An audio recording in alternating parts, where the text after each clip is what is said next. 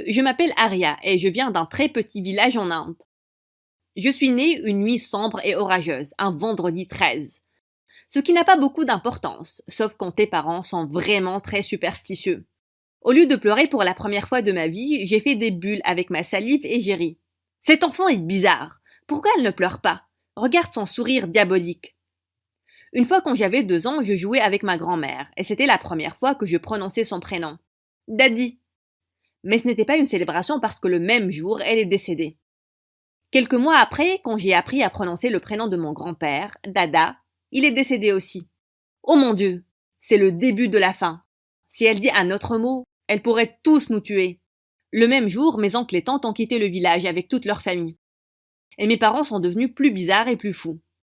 J'aimais la couleur noire, mais ils pensaient que c'était démoniaque. Ils ont donc peint tous mes objets préférés en rose. Une fois quand j'avais 5 ans, j'ai secouru un petit chaton noir de la rue. Je l'ai ramené à la maison. Je l'ai appelé Kali. Mais mes parents sont devenus fous. Les chats noirs sont maléfiques. Ils vont attirer la mort par-dessus nos têtes. Mais c'est mon petit miaou miaou.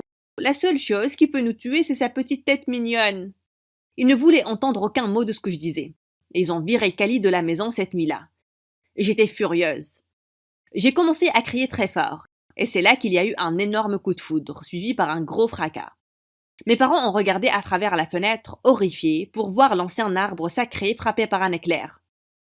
Ma mère s'est tournée aussi pâle qu'une feuille, et papa a commencé à prier tous les 33 dieux réunis.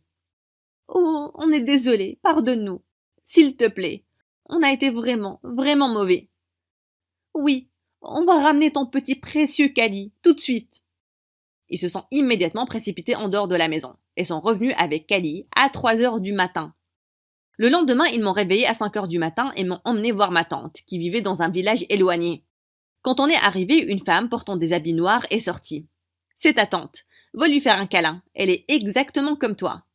J'y suis allée à contre-cœur. Mais avant que je ne l'atteigne, maman et papa étaient déjà partis. Ils m'ont simplement abandonnée là-bas. J'étais sur le point d'éclater en sanglots, mais ma tante a doucement pris ma main. Et quand je suis entrée à l'intérieur, ma mâchoire s'est décrochée. Toute la maison était remplie de belles décorations et objets noirs. Cet endroit était le paradis. Tu n'as à t'inquiéter de rien du tout, ma chérie. Je vais m'occuper de toi dorénavant.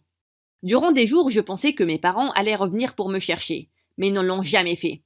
Et je n'en avais rien à faire, parce que contrairement à eux, ma tante m'adorait. Elle était une cartomancienne, mais elle ne m'a jamais rien appris. Au lieu de ça, elle m'a inscrite à l'école. Quand je suis allée en cours le premier jour, j'ai été totalement surprise. C'était un bout de terre vide avec des vaches et des buffles qui mangeaient de l'herbe. Oh, je suis désolée, ma chérie. Je pensais qu'il y avait un bâtiment quelque part ici. Ne t'inquiète pas, je te ferai les cours à la maison.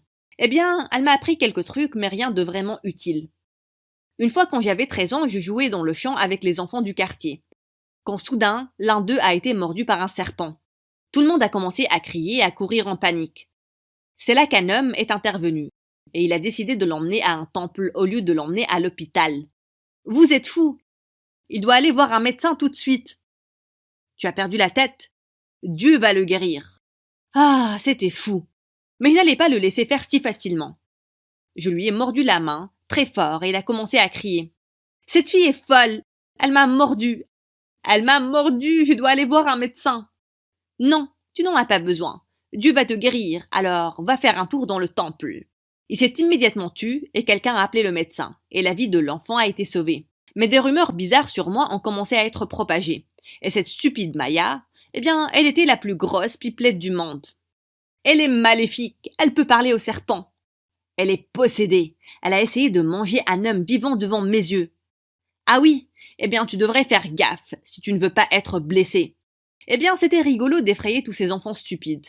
Mais Maya n'était pas le genre à être facilement effrayée. Elle avait cette habitude de charrier les autres sans aucune raison. Une fois alors que je nageais dans un lac à côté de la jungle, elle est venue avec son gang et ont pris toutes mes affaires. Voyons comment tu te transformes en serpent maintenant, espèce d'anaconda. Hé, tu es folle, rends-moi mes vêtements. Mais ils se sont juste enfuis avec. Oh mon Dieu, qu'est-ce que j'allais faire maintenant? Faire une robe avec les feuilles? Eh bien, ce n'était pas une idée si mauvaise.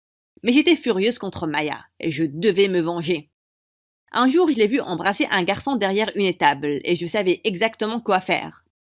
J'ai pris un gros morceau de bouse de vache par terre. J'en ai fait une boule et je le lui ai jeté dessus. Iouh, dégueulasse! Qui a fait ça? Dévoile-toi maintenant! Le garçon qui était avec elle s'est enfui aussi rapidement qu'une balle, mais Maya était vraiment énervée. Alors que je partais discrètement, j'ai accidentellement marché sur une épine et j'ai crié très fort. Toi, espèce de sorcière! Je savais que c'était toi, espèce de sorcière maléfique, tu vas le payer. Et tu penses que je vais te laisser faire? Puis elle a pris un gros morceau de bouse de vache et une grosse bagarre a éclaté. Mais alors que j'étais sur le point de lui jeter une grosse bouse de vache au visage, elle a crié. Non, pas mon visage, je ne peux pas avoir de boutons. Je vais me marier dans 2 semaines. Quoi? Mariage? Mais elle n'avait que 14 ans. Pendant un instant, je pensais qu'elle me mentait. Mais non, elle allait vraiment se marier. En effet, ses parents se vantaient partout dans le village de son grand mariage. Et Maya, elle recevait toute l'attention qu'elle désirait. Mais c'était fou. Elle n'était qu'une enfant. Le jour des fiançailles, ma tante m'a emmenée à la fête. Quand tous les invités sont partis, j'ai vu Maya pleurer toute seule. Quelque chose clochait. Maya, tu vas bien? Éloigne-toi de moi, espèce de sorcière. Je n'ai pas besoin de ta sympathie. C'est assez dur d'être mariée sans son consentement. Va-t'en. Mais tu as l'air si heureuse et tu racontes à tout le monde que tu es très excitée. J'ai menti. Parce que je n'ai pas le choix. Les choses se passent comme ça ici, ok? Mais une débile comme toi ne comprendra jamais. Va-t'en pour l'amour de Dieu. C'était tellement injuste. Même si je ne l'aimais pas beaucoup, il était hors de question de laisser ça arriver. Je devais faire quelque chose. J'ai donc décidé que j'allais kidnapper le marié et l'enfermer dans une chambre. Après tout, ça ne concernait pas qu'une seule fille. Ça concernait toutes les filles du village ainsi que leur avenir. La nuit de la cérémonie de mariage, je suis allée discrètement à l'adresse. Mais c'est là que j'ai trébuché sur quelque chose et j'ai atterri sur le poteau supportant le toit de toute la tente. La tente s'est écrasée, en quelques secondes tout a pris feu. Les gens ont commencé à courir comme des fous. Et c'est là que Maya est sortie en courant. Je pensais qu'elle allait me remercier pour lui avoir sauvé la vie. Mais au lieu de ça, elle m'a attaqué. Tu as ruiné mon mariage, espèce de sorcière. La préparation m'a pris des semaines. Quoi? Quelque chose clochait avec mes oreilles. Ces merci sonnaient comme je vais te tuer, espèce de sorcière. Soudain, un homme est venu en courant, il a dit les récoltes, elles brûlent, le feu a atteint les champs. On est tous ruinés. Oh mon Dieu! Qu'est-ce que c'était encore? Tout ça à cause de ce stupide incident? Mais au lieu de courir vers les champs, tout le monde m'a regardé choqué. Je connaissais très bien ce regard. J'étais tellement maudite. J'ai couru chez moi pour sauver mes fesses et j'ai fermé toutes les portes et fenêtres. C'est là que ma tante est venue en courant. Qu'est-ce qu'il y a? Qu'est-ce qui s'est passé? Qui toque comme un fou à la porte? Non! N'ouvre pas! C'étaient des villageois énervés qui criaient dehors qu'ils voulaient me jeter immédiatement du village. C'est un démon! Elle a mis le feu au champ. On ne peut plus la laisser vivre avec nous. Quoi? Tout n'était qu'une maudite erreur. Pourquoi ils se comportaient comme des fous? Pour la première fois, je me suis sentie tellement mal que j'ai presque éclaté en sanglots. Ma tante m'a serré très fort et elle a dit « Ne t'inquiète pas, mon enfant, je m'en occupe. » Elle est sortie et elle a dit aux villageois que j'avais déjà quitté le village. Mais les villageois ne la croyaient pas. Ils sont restés devant la maison jour et nuit, jusqu'à ce qu'ils soient sûrs que j'étais vraiment partie. Ma tante m'a cachée à l'intérieur de la maison durant des mois, jusqu'à ce qu'un jour j'ai entendu qu'une terrible maladie se propageait dans les villages voisins. Tata, j'ai très peur. Qu'est-ce qui va se passer? Je n'en ai aucune idée, Aria, mais peu importe ce qui arrive, promets-moi que tu ne sortiras pas de la maison. Eh bien, j'ai fait ce qu'elle a dit. Mais un jour, elle aussi est tombée gravement malade. Et je n'avais d'autre choix que de sortir pour lui chercher des médicaments. Mais dès que les villageois m'ont vu, leurs visages sont devenus blancs.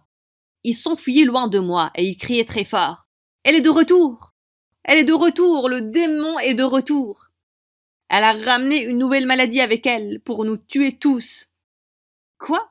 Pourquoi est-ce qu'ils étaient si débiles? Mais je n'en avais rien à faire, j'avais quelque chose de plus important à faire. Je me suis ruée à l'hôpital, mais dès que j'y suis arrivée, même les médecins m'ont regardée choquée. Est-ce qu'ils pensaient aussi que j'étais un monstre?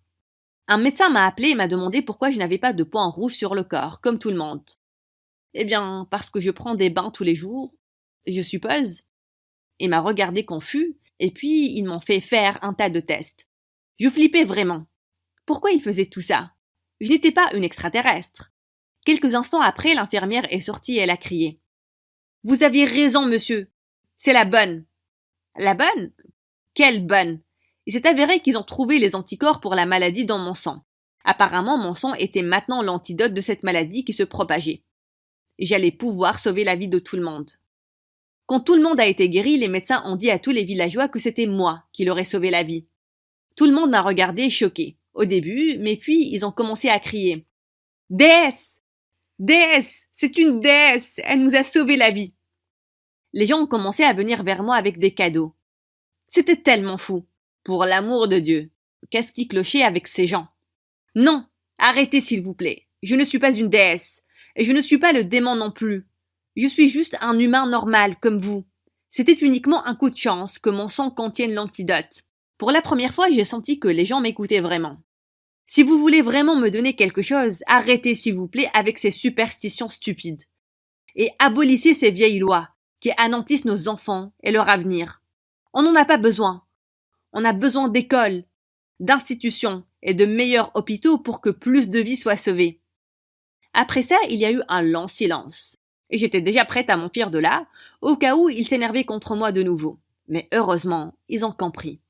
Après ça, je suis partie du village pour aller à l'école et pour étudier plus de sciences et de médecine. Et j'ai été choisie comme étant la nouvelle chef du village.